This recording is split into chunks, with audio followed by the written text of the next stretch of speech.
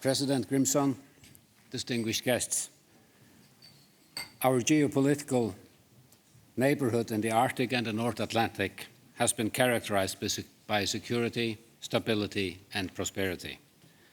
But in reflecting on the state of the world today, it is impossible to ignore the growing sense of uncertainty that shapes the international landscape. Geopolitical tensions, economic volatility, climate change, and a rapid pace of technological change all contribute to a complex and unpredictable global reality that is impacting our region too. Because the Arctic does not, of course, exist in a vacuum, and we cannot be but concerned about the destabilizing effects of wars on the European continent and in the Middle East, and the effects that that has on world affairs, including Arctic affairs.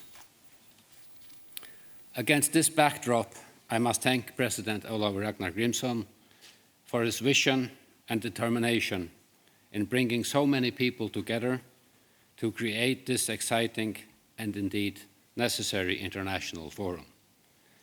This year, the forum is perhaps more important than ever as it safeguards the practice of democratic sustainability in our Arctic region. Dear friends, as the Arctic is undergoing profound changes, presenting both challenges and opportunities, the Faroe Islands are committed to continued development in the region, respecting the fragile environment, promoting cooperation among Arctic nations, and ensuring a democratically sustainable region. To that end, the Faroese Parliament unanimously adopted a revised Arctic policy this year.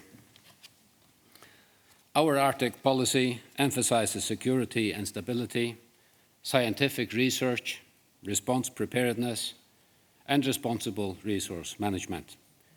We aim to contribute to a peaceful and prosperous Arctic where collaboration transcends borders and benefits all. The Arctic policy of the Faroe Islands will be instrumental as the Faroe Islands, Denmark, and Greenland in concert assume the chairship of the Arctic Council next year when the Kingdom of Denmark is aiming at continuing the good work of Norway. Ladies and gentlemen, it is ever more clear that as the Arctic receives increasing international attention, our task as Arctic nations is to take on the responsibility to navigate the region into a new global era. And taking on that responsibility requires us to act.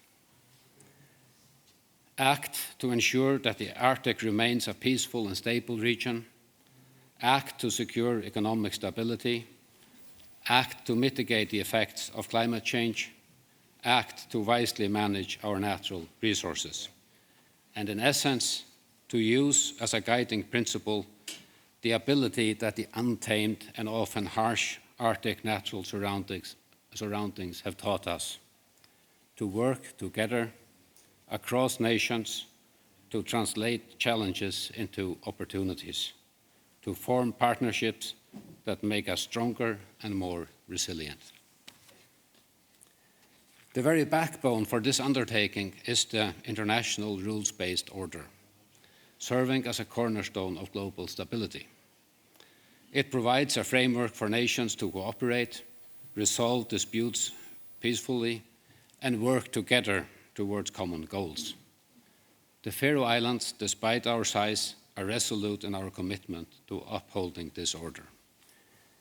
It ensures that might does not make right, and that all nations, regardless of size, have a voice and a stake in global governance.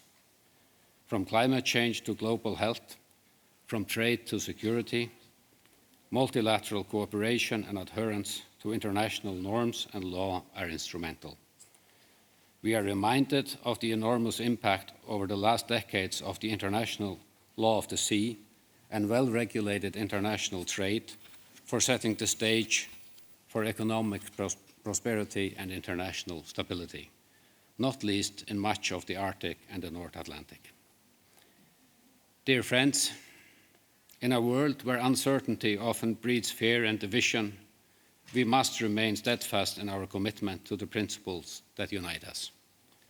For that very reason, the Faroe Islands stand ready to engage proactively and positively. Our foreign policy reflects who we are, a resilient and forward-looking nation committed to contributing to a safer, more prosperous, and more just world. Our contributions, whether through scientific research, international trade, humanitarian aid, or diplomatic efforts, are guided by our values of solidarity, responsibility, and respect for human dignity. Dear colleagues, it has been an honor to have this stage, and I look forward to 3 productive and exciting days during which we can share ideas and perspectives. Doing so is necessary to meet the challenges the years ahead will bring. Thank you.